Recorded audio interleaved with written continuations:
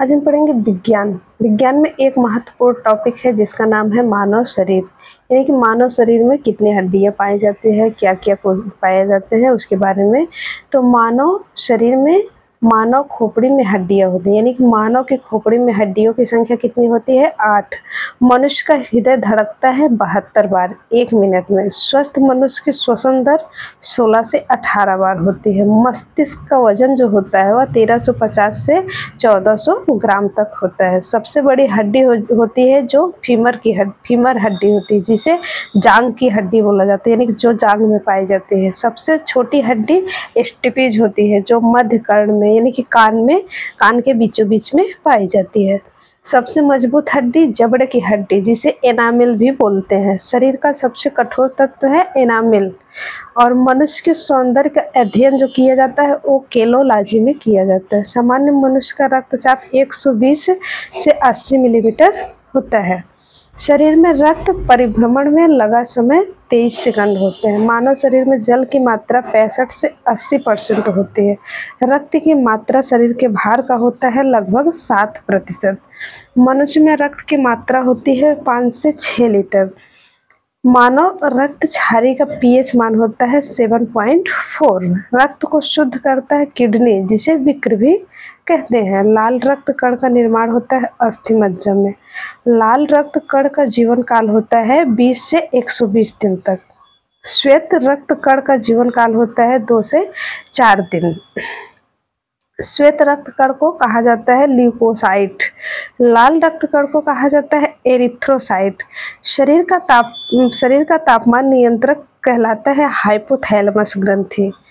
Hypothalamus ग्रंथि जो शरीर के तापमान का नियंत्रण कहलाता है, और हाइपोथैलेमस ग्रंथि से ही भूख प्यास जो लगती है उससे पता चलता है। सर्वदाता रक्त समूह, यानी कि सब को डोनेट किया जा सकता है जिस समूह को रक्त को, उसे वो कहते हैं। और सर्वग्राही रक्त समूह, यानी कि सबसे लिया जाता है जो, उसे ए भी कहते हैं।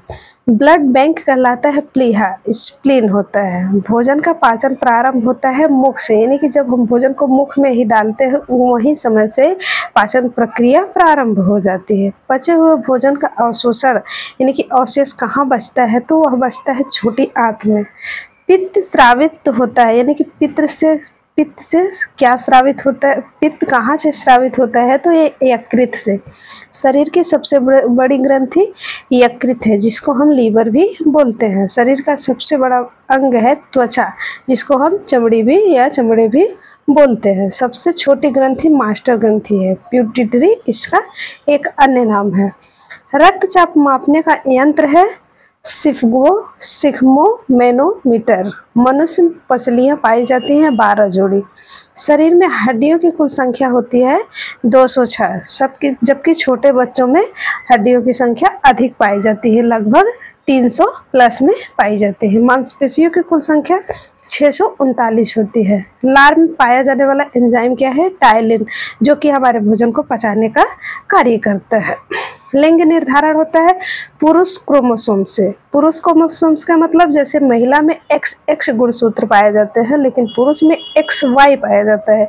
तो जब XX का मेल होता है तो वहाँ पे फीमेल होते हैं, यानी कि लिंग का निर्धारण महिला होता है। और जब XY होता है तो वहाँ लिंग का निर्धारण पुरुष, यानी कि लड़का होता है।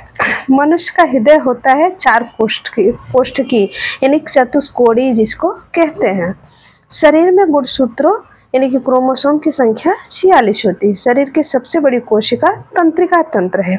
RS फैक्टर की खोज करता है लैंडस्टीनर एवं विनर। शरीर में अमीनो अम्ल की संख्या 20 होती है। शरीर में प्रतिदिन मूत्र बनता है 1 से 1.5 लीटर। मूत्र दुर्गंध देता है यूरिया के कारण।